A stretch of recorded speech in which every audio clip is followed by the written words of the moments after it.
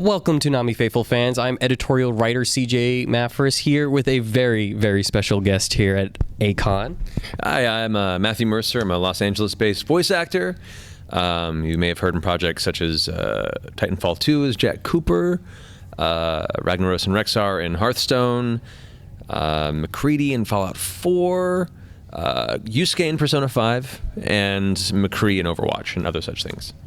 I actually forgot about Titanfall. Yeah, I remember playing. I was like, oh my god, that's Matt Mercer's voice. Yeah, no. So I wanted to ask you about Toonami. It's 20 years now that it's been on the air, and I'm curious what goes through your mind when you hear that that block has been around for so long. It's amazing. I mean, for me, as I grew up as one of the kids that when you had to watch anime and sort of foreign projects that were cartoon based, you had to either get it through secondhand bootleg VHSs that were kind of traded in smaller club circles, or the section of Blockbuster where your parents were like, "Is this okay for you to watch?" Because reputation. So for me, Toonami was the first real kind of burgeoning push into the mainstream and introducing it all to a new, younger audience. So I loved it. It was a really, really cool thing that I wasn't sure if it was going to stick around. Right. It was like, oh, this is too good for it to last. And yet, it came back. And now we have this whole new reemergence again. Like, not that it ever went away, but now it's just gotten stronger. And so many great shows. Excited to be part of Attack on Titan, which is on there. A bunch of other shows going up there. I don't know which ones are announced or not, and I'm just being careful. But I've been thrown across Toonami a few times, and it's been really cool to be part of that now. Do you have any fond memories of the block back when you first started watching it on Cartoon Network, like favorite show or anything along those lines? Cowboy Bebop is like I watched it all first anyway, and then watched it again when it was on Toonami, because that's like one of the most quintessential animes. Like it defined the genre in so many ways, and I became such a huge nerd boner fan of Steve Bloom. Could you not, from that series? So that was probably one of the first real kind of, oh my god, other people are able to watch Cowboy Bebop except for they didn't have to go to a convention and buy it way overpriced at a dealer's hall. Yes. Speaking of that, there's a live action that's potentially in the works for Cowboy Bebop? I've heard there's a live action and potential works for a lot of anime, and a lot of them don't come to fruition, and then Ghost in the Shell comes out and does, and I'm like, do they need to be? I'm just saying, it's just like, oh, that's interesting since you bring up Bebop, but I do want to talk about a show that just recently came on Toonami, Attack on Titan Season 2. It's the one everyone's been waiting for, and I'm sure you were excited to strap on your ODM gear as Captain Levi once again. Yes, strap it on so I can sit down and watch quietly by myself. It's important to have the straps. You've been enjoying the process because you guys have been doing it really quickly. Like, Toonami's been giving out promos, like topical promos that are in Japanese. They don't even have the finished version yet. Yeah, for this is opposed to the last season, we're doing like a simuldub where we're going in every week and recording in time with the episodes as they come in from Japan, so we can get it to the English audience as fast as possible. And I haven't been part of really a simuldub like that before, since I work in Los Angeles, and a lot of those properties are recorded in Texas. So it's been really, really cool to kind of get on the horn with folks at Funimation and record every week or every 2 weeks or so to get the episodes out as soon as possible. It's been a really fun, challenging process when it comes to scheduling sometimes, but we still managed to make it happen. So it's really exciting. I'm sure a lot of fans are really pumped to see Levi again. I remember the first episode where everyone just tweeted, there, he was just, you didn't have to say anything. It's just, yes, Levi's there. Which is kind of funny, because for the second season, he kind of just pops in and out here and there.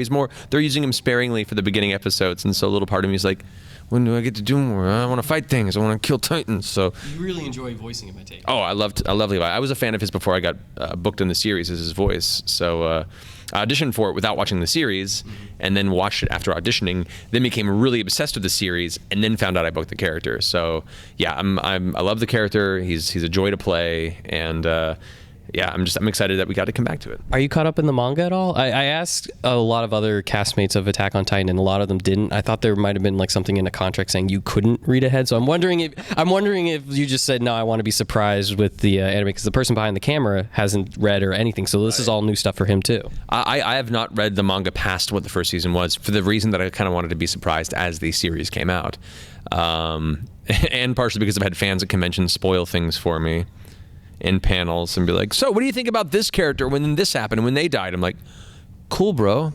Thanks. That's great. So no, I'm not caught up with the manga just so I can kind of watch what the series come out. But at the same time, when I decided that was the case, I didn't think it was going to be 3 years until the next season.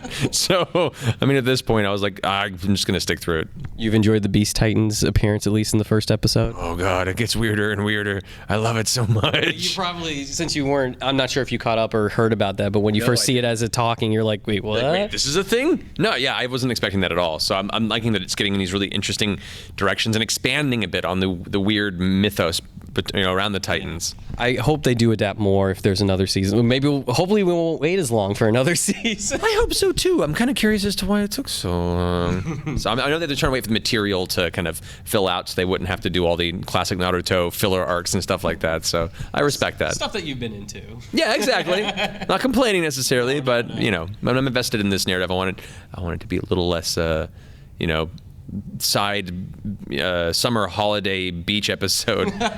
Titans on the beach. Although maybe, don't quote me on that, because maybe I'm now into a beach episode. Continue, please. We'll send that into Japan, maybe. Perfect. Maybe they'll think about it. Another show that you're on that fans are really just so immersed with, they love it so much, is Hunter x Hunter. And honestly, when we first heard you as Leorio, I couldn't quite tell that was you. It was very different from what I'm used to, like when you listen to yourself in Kill la Kill, for an example. So I'm curious about the whole auditioning process with that. Did you know much about the series itself and how much you've been enjoying it so far? I didn't know that. I knew about it visually. Like, I'd seen art and costumes and stuff, and I knew it had this long legacy behind it, but I hadn't actually watched the series when I auditioned.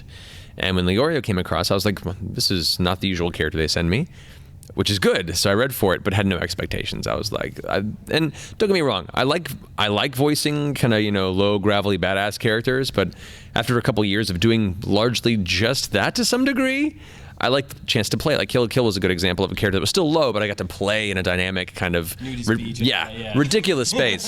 So Leorio to me has been an absolute pleasure because it's very different than what I usually do, and I get to try out a different character archetype, a different vocal range, a little like higher palette, a little more excitable and intense and over the top in a lot of ways. But he's got a lot of heart to him, and yeah, it's been such a great show, and the story and the world around it is very different than a lot of other series that are out, and it has a lot of classic tropes, but also a new spin on them. And Leorio is just a great character, so I'm enjoying it a lot. It seems like the cast together, like even the main cast, at least when you see like Erica talking about it, same with Erica Harlacher and all that. Yeah. You guys seem to really come together, and Keith as Hisoka as well. It seems like you guys are really enjoying the camaraderie of working together. Yeah, well, they're such good people, and here's what's cool too is like a lot of the cast are all fans anyway. We're getting to the point now where it's hard to find actors that aren't in some way, shape, or form interested in some anime, because it's become just a really mainstream form of entertainment. And so we're now with that type of a cast, we have people that grew up watching it and grew up enjoying it and can really appreciate not just the fact that they're in a show, but the show itself. So yeah, it's really cool to be working with people that are that talented and that nice, but are also as excited about it as you are. Yeah, no, I do enjoy Hunter x Hunter. Fans, they want it higher up in the block. They want it earlier. They really enjoy it. So a show that potentially could be on Toonami that everyone seems to be requesting that they really want is JoJo's Bizarre Adventure Stardust Crusade. Yes, I knew that was coming with that. At Anime Boston, Viz Media did show like the first 3 episodes. Yeah. We got to hear you quite a lot as Jotaro Kujo, who's probably one of the more badass and popular JoJos out there. So I'm curious how you feel about fans that they're still requesting that show after the first 2 seasons went out, and how you felt about the project itself. I have a long history with JoJo's Bizarre Adventure. My very first anime convention in 1996. I'm old, get over it. The first video room I went into was showing the old original JoJo versus Dio over the city battle. And so I immediately fell in love with the series there, to the point where I watched it then. I remember purchasing and getting really good at the PlayStation fighting game. I just love the style, and it's so over the top, and it takes itself seriously but doesn't, and it's very self-aware, and stylistically it's just beautiful, and it's absurd. I love it. I love that show. And so being able to play Jotaro was a huge like nerd full circle for me. And so when we did the first 3 episodes, and then the kind of held for a while, I was like, well, is that ever gonna come back? Are we gonna do more? I want to do more. So when they started doing all the other JoJo, the kind of prequels, the earlier Joestars and putting them on Toonami, I was like, oh, ooh. So keep my fingers crossed. Right. No, I know there's still Viz mentioned how it's like they're still doing production and stuff like that. So obviously there'll be some time, but I know a lot of people went nuts when they see you at the end of season 2, where you're just where Jotaro's in that jail cell, kind of just waiting, and we were all like, oh, couldn't he give us just like one line, his catchphrase or anything like that? Yeah. So I'm hoping something comes together soon. A little off from it's still on Toonami, Naruto Shippuden. You're Yamato, or pronouncing that right. I actually, when I first came into the series, I'm kind of felt he was very blank. Like his design, it looked cool, but he was just like, yeah, he's just there. But then he, as you saw more and more in like fights and stuff, he got a lot more important, a lot more interesting. Did you know that was going to happen? Like, were you well versed in Naruto to like say, oh wow, this is a pretty cool role that I was able to kind of acquire in that? Yeah, I with certain shows that have like an existing lineage, or especially if it was in Japan first, I'll research the character and I'll get a feel for kind of what their eventual arc is, so I know where they might end up being taken. And so when I picked up the mantle of Yamato, I got the chance to see, because he does start off a little plain, but he's supposed to be that kind of just, I'm a teacher, you know. And other than the fact that he has the giant black creepy pupils, which is just enough to be like, something's a little off about him. But you learn more about his history and kind of his philosophies, and especially when we had the opportunity to go and do much of his backstory between, like, you know, his earlier assassin days, and then him eventually being converted through friendship and various endeavors. Like, so it was really cool to be able to play that arc and know where he was going to go, and how, like you said, how important he becomes towards the very end of the major Naruto arc. Yeah. It's been really, really cool to watch that kind of expansion for the character.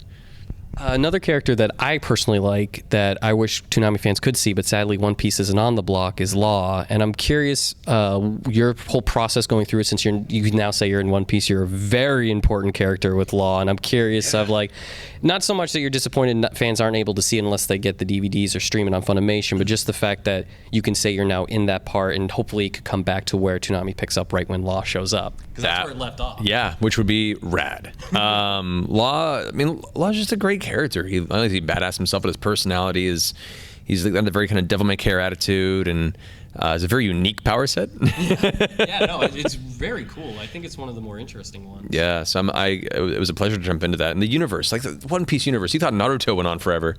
Man, One Piece, like, there are how many episodes now? Almost 800. Almost 800 episodes, and he's like, we're about halfway done. You're like, what? So yeah, it's very cool to be part of that universe and know that there is that kind of longevity to this. It's going to be one of those epic storylines that goes on for so long, for many generations. So it was a huge honor, and I hope we have the opportunity at some point to get it either on Toonami or out to a mass audience aside from the DVD. But even still, you know, through digital streaming, it's easily accessible, and if you have the opportunity to watch it, I recommend you do. I can sense you're excited for the callback to record more lines of Law when the time comes. Yeah.